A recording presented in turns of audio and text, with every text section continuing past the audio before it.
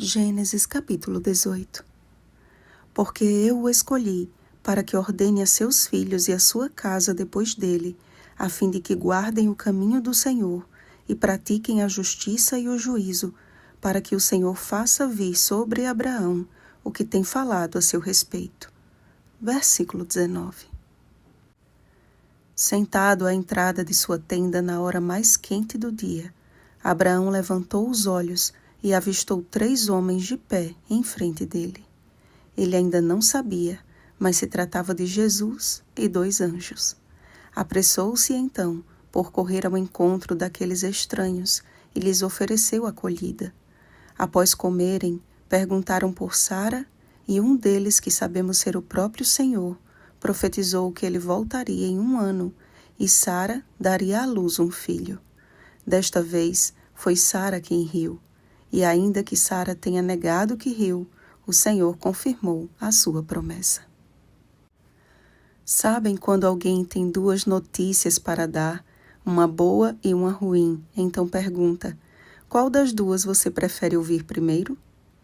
O Senhor achou por bem dar logo as boas novas a Abraão e depois anunciar a provável destruição de Sodoma e Gomorra. Ele não ocultou de seu fiel servo o que estava prestes a fazer. Na verdade, o Senhor expôs perante Abraão o caminho da vida e o caminho da morte. Ao confirmar a eleição de Abraão e de sua descendência, deixou bem claro qual seria o dever daquela família como testemunha de seu caráter na terra. A obediência de Abraão e de seus descendentes seria a condição para o cumprimento da promessa. Em contrapartida, os habitantes de Sodoma e Gomorra estavam prestes a atingir o limite da medida de sua iniquidade, e se tivessem pelo menos 10 justos habitando entre eles, seria o suficiente para evitar a destruição, mas nem isso o Senhor encontrou ali. Amados, a experiência de Abraão com o Senhor neste capítulo apresenta uma sequência lógica do conflito final entre o bem e o mal. Vejamos. Primeiro, o Senhor e 2 anjos aparecem a Abraão, 3 mensageiros celestiais. Isso te lembra alguma coisa? A última mensagem a ser dada ao mundo, as 3 mensagens angélicas. Apocalipse capítulo 14, versículos 6 ao 12. Segundo, Abraão teve pressa em preparar tudo. A última mensagem a ser dada ao mundo requer urgência e diligência. Apocalipse capítulo 14, versículo 6. Terceiro, foi dada uma promessa a Abraão e Sara, dizendo: certamente voltarei a ti. O último povo de Deus aguarda a promessa do retorno de Jesus, que declarou: certamente venho sem demora. Apocalipse capítulo 22, versículo 20.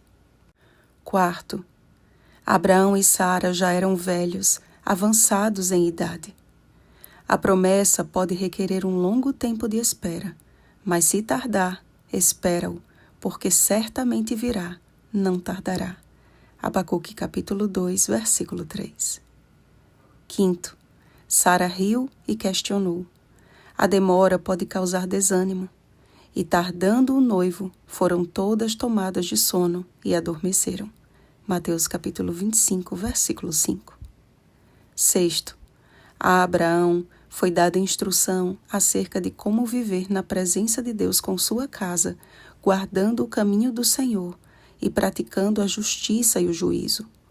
Do último remanescente de Deus está escrito: aqui está a perseverança dos santos, os que guardam os mandamentos de Deus e a fé em Jesus.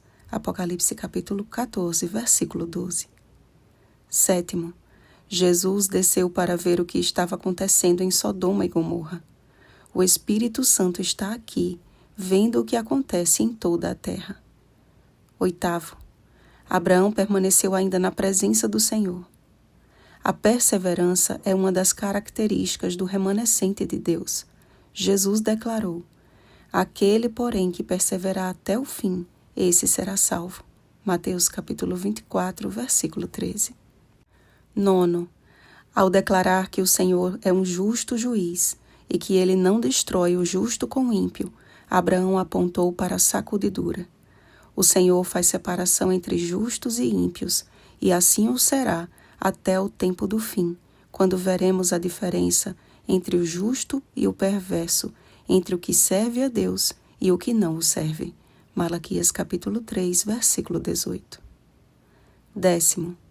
A intercessão de Abraão aponta para as últimas intercessões em favor do mundo e sua última tentativa para o último chamado de Deus à humanidade.